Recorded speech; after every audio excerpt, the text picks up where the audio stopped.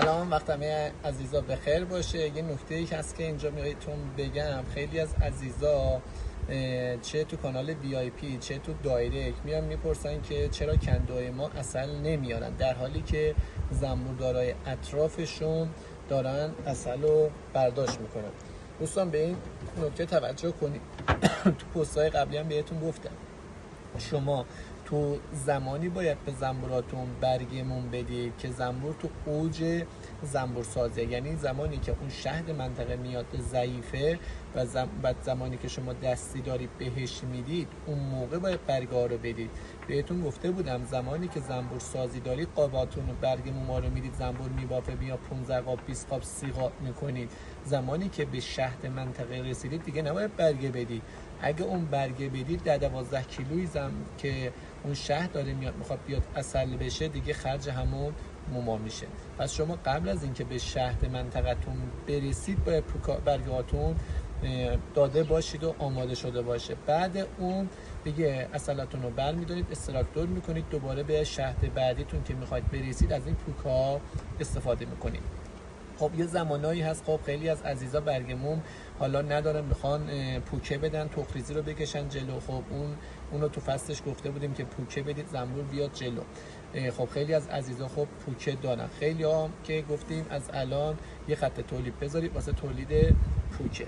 پس زمانی که شما دارید زنبور سازی میکنید برگمون میدید، زمانی که داره منطقتون شهدش داره میاد عسلاتون پرشو برمیدارید استراکتور میکنید دیگه، بعدش بهش پوکه میدید. پس اینو داشته باشید که تو منطقتون شهد هست، فقط باید بدونید چه زمانی اون پوکه رو بدید چه زمانی برگه رو بدید. که همه اینا رو گفته بودم که تو قانون 40 روزی هم گفته بودم، اینجا هم الان یه بار بهتون میگم.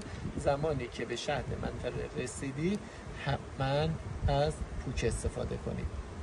اون موقع هم بهتون گفته بودم که اینو میخواستم بگم تو دفترچه‌تون تا یا اون سالنامه زنبورداریتون بنویسید، تاریخ بزنید سال دیگه چه زمانی شهد منطقتون شروع میشه. خب این آموزشات جوریه که شما امسال یه ذره باش آشناییت پیدا میکنید، سال دیگه باید اجرایات کامل انجام بدید تا نتیجه های عالی بگیرید. که خیلی از عزیزا خب قبلا 2-3 سال زنبورداری کرده بودن، خب بر زمینه زنبورداری رو بلد بودن، ماشاءالله الان دارن نتیجه های عالی هم میگیرن. خب حالا پوکه هایی که منظور ما میگیم این پوکه هاست. این پوکه ها مثال مال کی بوده؟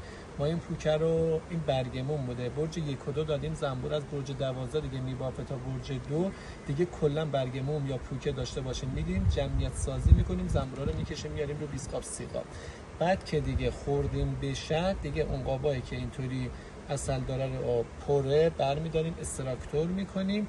بعد دوباره اون کندوهای بعدی که میخوایم بازدید کنیم ببینیم اگه شهد زیاده عسلاشو برمیداریم دیگه این پوکه رو میدیم.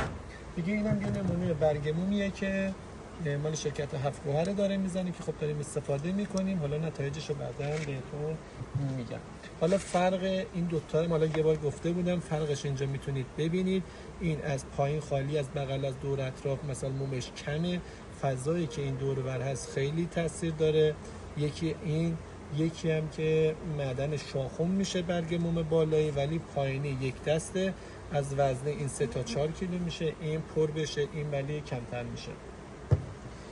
خب حالا در مورد برگ مومینا هم که بهتون توضیحات دادم، انشالله همتون موفق بشید. پس بدونید زمانی که شهد منطقه میاد به هیچ عنوان بهش برگ موم ندید، مگه اینکه شبکه مانع زده باشید، عسلا رو کلا کشیده باشید بالا، شبکه مانع گذاشته باشید، پایین ملکه رو محدود کرده باشید، با یه قاب عسل و تخم روز و لار و یه قاب برگ پوکه پایین محدود کنید. اون موقع میتونید یه قاب 2 قاب پایین برگ مومو بدید، ولی زمانی که شهد میاد سعی کنید که برگه ندید.